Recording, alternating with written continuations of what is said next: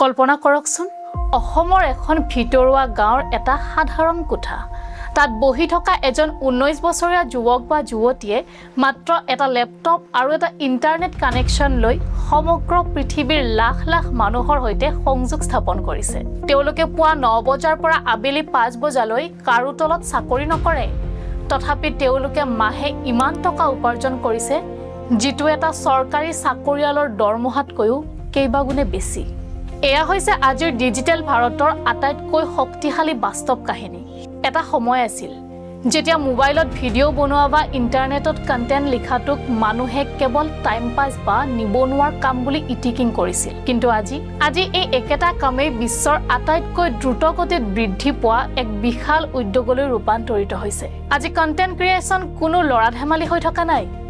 ই হৈ পৰিছে এক অত্যন্ত সন্মানীয় আৰু লাভজনক পেছা নমস্কাৰ বন্ধুসকল নমামি ব্ৰেইন একাডেমীলৈ আপোনালোকক স্বাগতম জনাইছো আজিৰ এই বিশেষ ডকুমেণ্টাৰীত আমি ক্ৰিয়েটৰ ইকনমিৰ সোণালী যুগৰ বিষয়ে এক গভীৰ বিশ্লেষণ কৰিম যি সমগ্ৰ পৃথিৱীৰ লগতে অসমৰ যুৱ প্ৰজন্মৰ বাবেও কেৰিয়াৰৰ এক অভূতপূৰ্ব দুৱাৰ মুকলি কৰি দিছে প্ৰথমে আহো আচল কথালৈ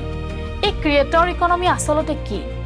ইয়াক অৰ্থনীতিৰ ভাষাত অৰেঞ্জ ইকনমি বুলিও কোৱা হয় যেটো অৰ্থনীতি কেৱল মানুহৰ সৃজনশীলতা কলা আৰু বৌদ্ধিক সম্পত্তিৰ ওপৰত নিৰ্ভৰ কৰি চলে যেতিয়া এজন ব্যক্তিয়ে নিজৰ জ্ঞান নিজৰ কলা বা নিজৰ অভিজ্ঞতাৰ ভিত্তিত ভিডিঅ' পডকাষ্ট ব্লগ বা আৰ্ট সৃষ্টি কৰে আৰু ডিজিটেল প্লেটফৰ্মৰ জৰিয়তে ব্ৰেণ্ড পাৰ্টনাৰশ্বিপ বিজ্ঞাপন বা ছাবস্ক্ৰিপশ্যনৰ পৰা ধন উপাৰ্জন কৰে তেতিয়াই তেওঁ এই ক্ৰিয়েটৰ ইকনমিৰ এজন পেছাদাৰী অংশীদাৰ হৈ পৰে আজিৰ তাৰিখত ভাৰতত প্ৰায় 25 লাখতকৈও অধিক সক্ৰিয় ডিজিটেল ক্ৰিয়েটৰ আছে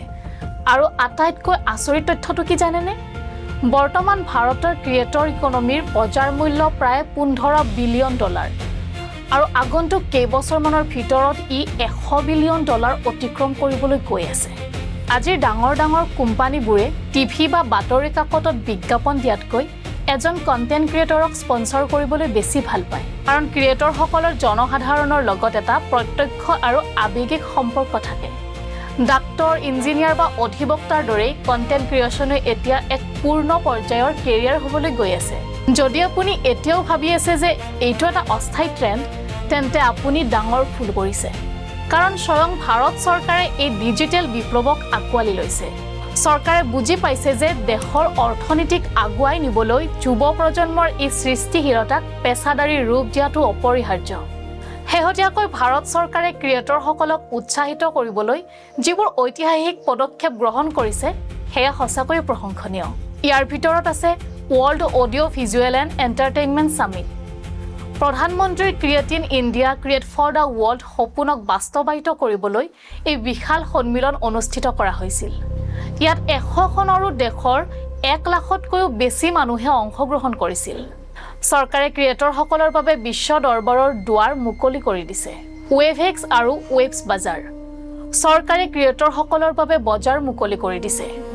য'ত আপুনি নিজৰ স্ক্ৰিপ্ট কমিক্স এনিমেশ্যন বা মিউজিক আন্তঃৰাষ্ট্ৰীয় বজাৰত বিক্ৰী কৰিব পাৰিব মুম্বাইৰ দৰে চহৰত Indian institute of creative technology স্থাপন কৰা হৈছে ক্ৰিয়েট ইন ইণ্ডিয়া চেলেঞ্জ সমগ্ৰ দেশজুৰি এনিমেশ্যন গেমিং আৰু মিউজিকৰ দৰে 33টা শাখাত প্ৰতিভাৰ সন্ধান কৰা হৈছে য'ত বিজয়সকলক টকিঅ' মাদ্ৰিদ আৰু টৰন্টোৰ দৰে আন্তঃৰাষ্ট্ৰীয় মঞ্চত নিজৰ কলা প্ৰদৰ্শন কৰাৰ সুযোগ দিয়া হৈছে অসাৰ ভাৰতৰ ক্ৰিয়েটৰ্ছ কৰ্ণাৰ আটাইতকৈ ডাঙৰ কথা এতিয়া কেৱল ডাঙৰ চেলিব্ৰিটি নহয় গাঁৱৰ সৰু মাইক্ৰ ইনফ্লুৱেঞ্চাৰসকলেও ডিডি নিউজ আৰু ডিডি নেশ্যনেলৰ যোগেদি ৰাষ্ট্ৰীয় পৰ্যায়ত নিজৰ প্ৰতিভা দেখুৱাব পাৰিব চৰকাৰৰ এই প্ৰতিটো পদক্ষেপে এটা কথাই প্ৰমাণ কৰে ভাৰতত কন্টেন্ট ক্ৰিয়েচনৰ সোণালী যুগ আৰম্ভ হৈছে এতিয়া এবাৰ আমাৰ অসমৰ ফালে চাওকচোন আমাৰ অসমত প্ৰতিভাৰ কোনো অভাৱ নাই আমাৰ সংস্কৃতি আমাৰ প্ৰকৃতি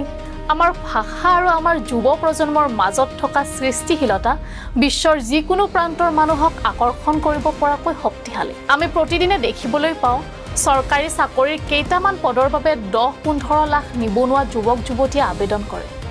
হতাশা আৰু নিৰাশাই আমাৰ সমাজক আৱৰি ধৰিছে কিন্তু ঠিক একে সময়তে এই ক্ৰিয়েটৰ ইকনমিয়ে আমাক হাত বাউলি মাতিছে আমাৰ ল'ৰা ছোৱালীয়ে সঠিক গাইডেন্স পায় যদি তেওঁলোকে শিকে যে কেনেকৈ এটা কেমেৰাৰ সন্মুখত নিজৰ কাহিনী ক'ব লাগে কেনেকৈ এটা ব্ৰেণ্ডৰ লগত পেছাদাৰী চুক্তি কৰিব লাগে আৰু কেনেকৈ AI বা কৃত্ৰিম বুদ্ধিমত্তাৰ দৰে আধুনিক প্ৰযুক্তি ব্যৱহাৰ কৰি নিজৰ কণ্টেণ্টৰ মানদণ্ড বিশ্বমানৰ কৰিব পাৰি তেন্তে অসমৰ যুৱ প্ৰজন্মক কোনেও ৰখাব নোৱাৰে আমি কেৱল আনৰ ভিডিঅ' চাই সময় নষ্ট কৰাৰ সলনি নিজৰ ভিডিঅ' বনাই ভৱিষ্যত গঢ়িব লাগিব আমি কনজিউমাৰ বা গ্ৰাহকৰ পৰা ক্ৰিয়েটৰ বা স্ৰষ্টা হ'ব লাগিব এই বিশাল সম্ভাৱনাক বাস্তৱ ৰূপ দিবলৈকে অসমৰ যুৱ প্ৰজন্মক ডিজিটেল পৃথিৱীৰ পেছাদাৰী ক্ৰিয়েটৰ হিচাপে গঢ়ি তুলিবলৈ নমামি ব্ৰেইন একাডেমীয়ে অতি সোনকালেই মুকলি কৰিবলৈ গৈ আছে এক বিশেষ পাঠ্যক্ৰম যাৰ নাম হৈছে ক্ৰিয়েটৰ ইকনমি ফাউণ্ডেশ্যন কোৰ্স 3 মহীয়া এই কোৰ্সটোত আমি আপোনালোকক কেৱল সাধাৰণ ভিডিঅ' এডিটিং নিশিকাও আমি আপোনালোকক শিকাম কেনেকৈ শূন্যৰ পৰা নিজৰ এটা ডিজিটেল ব্ৰেণ্ড গঢ়ি তুলিব পাৰি কেনেকৈ এটা ভাইৰেল কন্টেন্ট সৃষ্টি কৰিব পাৰি কেমেৰাৰ সন্মুখত কেনেকৈ আত্মবিশ্বাসেৰে ভিডিঅ' বনাব পাৰি ইউটিউব আৰু ইনষ্টাগ্ৰামৰ এলগৰিদম কেনেকৈ কাম কৰে ব্ৰেণ্ড পাৰ্টনাৰশ্বিপ স্পন্সৰশ্বিপ আৰু উপাৰ্জনৰ সঠিক পেছাদাৰী নিয়ম কি আৰু আটাইতকৈ গুৰুত্বপূৰ্ণ কথাটো হ'ল AI প্ৰযুক্তি ব্যৱহাৰ কৰি কেনেকৈ আপুনি নিজৰ কামবোৰ দ্ৰুত আৰু নিখুঁত কৰিব পাৰে কিন্তু বন্ধুসকল এই কোৰ্সটো আনুষ্ঠানিকভাৱে মুকলি কৰাৰ আগতে আমি আপোনালোকৰ মতামত জানিব বিচাৰো